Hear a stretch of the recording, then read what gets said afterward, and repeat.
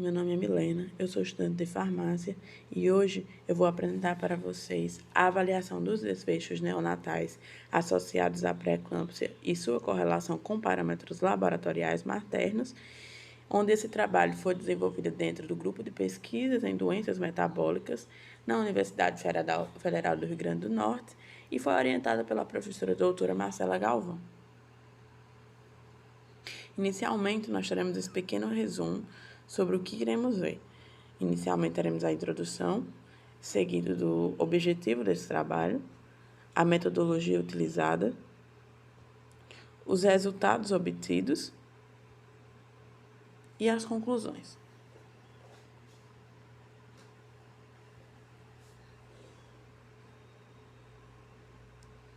Inicialmente, é importante lembrar que a hipertensão ela é caracterizada quando nós temos a pressão arterial sistólica maior ou igual a 140 milímetros de mercúrio e a pressão arterial diastólica maior ou igual a 90 milímetros de mercúrio.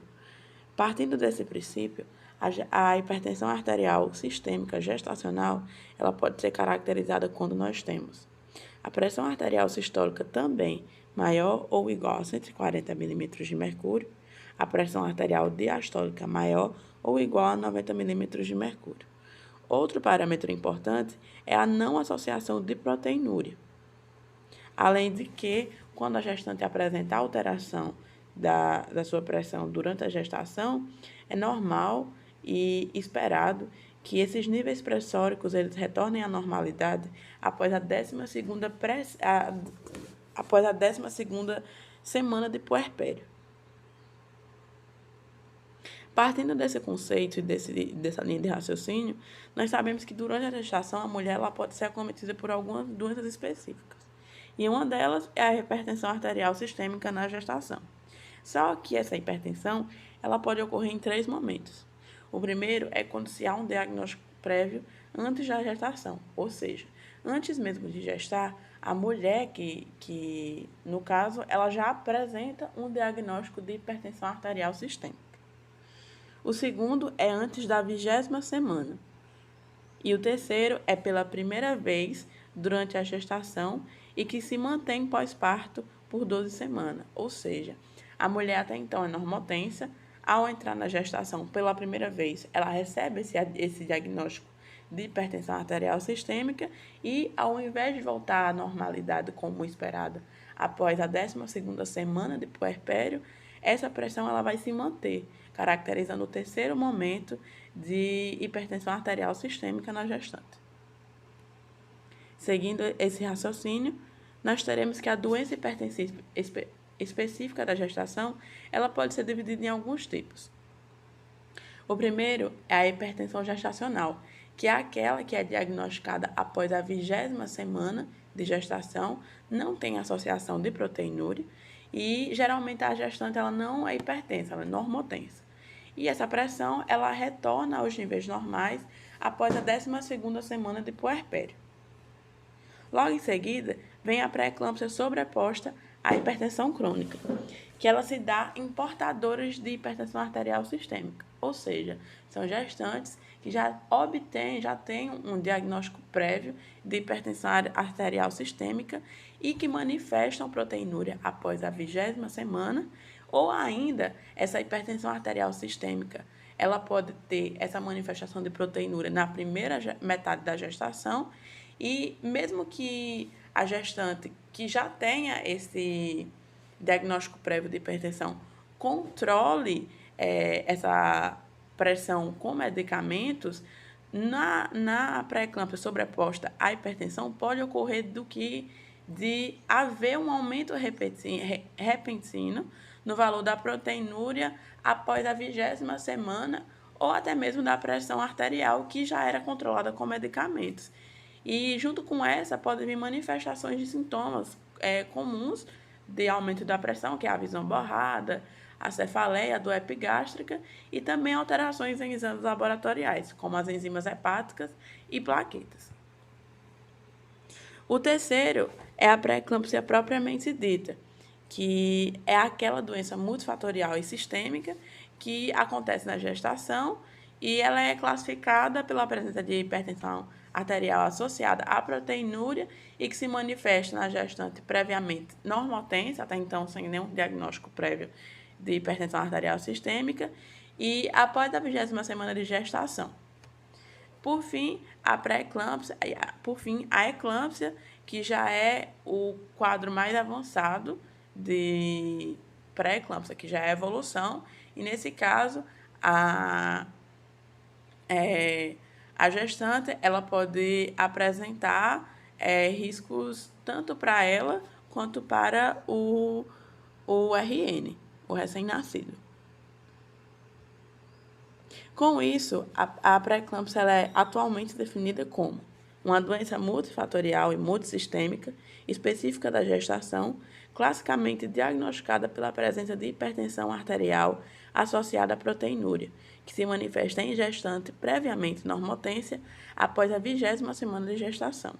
Atualmente, também se considera pré-eclâmpsia quando, na ausência de proteinúria, ocorre disfunção de órgãos-alvos.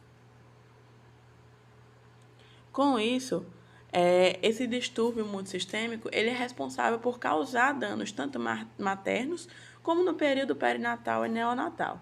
Na gestante, a gente pode ter o seguinte dano: pode apresentar uma resposta vascular normal, assim como também pode apresentar uma resistência vascular sistêmica, além de aumento da agregação plaquetária e disfunção endotelial. Já no período perinatal e neonatal, a gente pode ter a prematuridade, o aumento de cesarianas, ou seja, maior prevalência de cesáreas, o baixo peso ao nascer do neonato, os índices de Apgar baixos e, por fim, de forma mais avançada, a morte perinatal. Partindo dessa explicação e desses conceitos, o objetivo desse trabalho,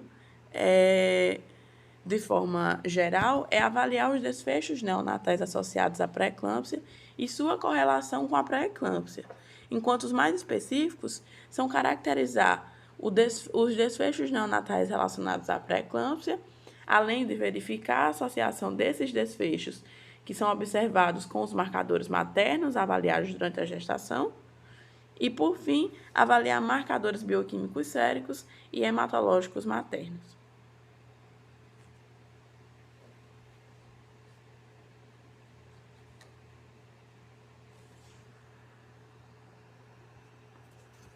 A metodologia utilizada nesse trabalho foi um estudo transversal que foi realizado na maternidade Januário Cico, com 11 neonatos e suas respectivas genitoras que possuíam o diagnóstico de pré-eclâmpsia. Ou seja, então foram pegos esse grupo, tanto de RNs e suas respectivas genitoras, para realizar esse estudo transversal. O protocolo foi um protocolo estabelecido de acordo com a maternidade, ou seja, esse protocolo estabelecido pela maternidade, ele descreve que a pré-eclâmpsia é uma doença hipertensiva, que ela vai surgir após a 20ª semana de gestação, em uma mulher previamente normotência, e a proteinúria pode estar presente ou não como critério de diagnóstico. Então, todas as pacientes que apresentavam esse protocolo de pré-eclâmpsia, que foi estabelecido pela própria maternidade, se enquadrava dentro do grupo de estudo. Já os critérios de exclusão para mães que provavelmente não poderiam participar desta pesquisa seriam aquelas que já possuíam o diagnóstico de hipertensão arterial crônica e também o diagnóstico de diabetes mellitus. Já os critérios para incluir os RNs dentro dessa pesquisa foi a internação na UTI neonatal. Os resultados dos exames laboratoriais e a pressão arterial das gestantes foram divididos em duas fases. Primeiro, foram feitos exames tanto na admissão e a pressão arterial também, quanto no dia do parto. Então, essas foram as duas fases de avaliação de exames no dia da admissão e pressão arterial e exames de pressão arterial no dia do parto. Enquanto isso, os RNs eles foram separados em dois grupos. O primeiro grupo são os RNs que são adequados para a idade gestacional e aqueles que são pequenos para a idade gestacional. Partindo disso, os resultados obtidos foram os seguintes. Como eram 11 recém-nascidos, nós temos que 55% desses recém-nascidos, ou seja, 6, eram masculinos, enquanto os outros 5, os 45%, eram femininos. E eles apresentavam a idade gestacional média de 33,4 semanas e um peso médio geral ao nascer de 1.660 gramas. 9 desses 11 RN apresentaram desconforto respiratório precoce. Então, as variáveis utilizadas foram os RNs que eram adequados para a idade gestacional e os pequenos para a idade gestacional. Quanto às características maternas, a gente percebe, a partir dessa tabela, que aquelas mães que tiveram RNs que são adequados para a idade gestacional apresentavam a idade de 28 anos, já tinham tido outras gestações, número de 2 gestações, já tinham tido 2 partos anteriormente, e a idade gestacional desses RNs eram de 33,7 semanas. Além de que eles apresentaram também, 5 deles apresentaram desconforto respiratório precoce. Já no quesito pequeno para a idade gestacional, percebe-se que a idade materna era de 25 anos, enquanto tiveram também algumas, teve uma gestação antes, mas nenhuma delas teve aborto, tiveram um parto antes e a idade gestacional observada para os pequenos, para a idade gestacional, era de 33,1 semanas. Além de que também 4 desses apresentaram, 4 dos pequenos para a idade gestacional apresentaram desconforto respiratório precoce, enquanto 2 não apresentaram.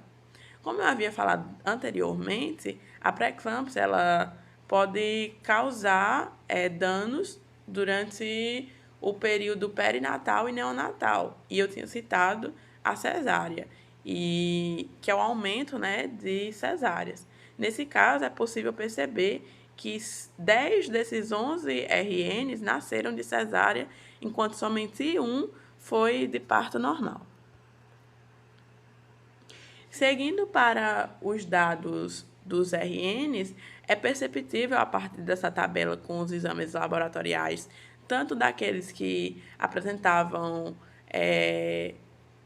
tamanho adequado para a idade gestacional e aqueles que apresentavam o tamanho pequeno para a idade gestacional, que não houveram diferenças estatisticamente significativas para os parâmetros bioquímicos dos RNs, ou seja, nem de acordo com os grupos, AIG e PIG, e nem com os tempos avaliados.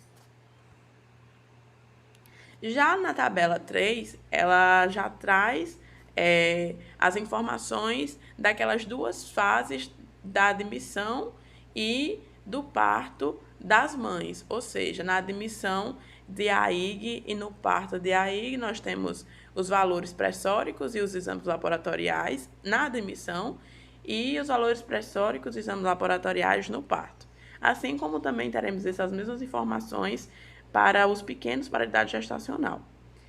Partindo dessa tabela, a gente consegue ver que nas proteínas totais e na albumina houve sim uma pequena alteração, que elas encontram-se diminuídas, porém a diferença entre os grupos não foi estatisticamente significativa.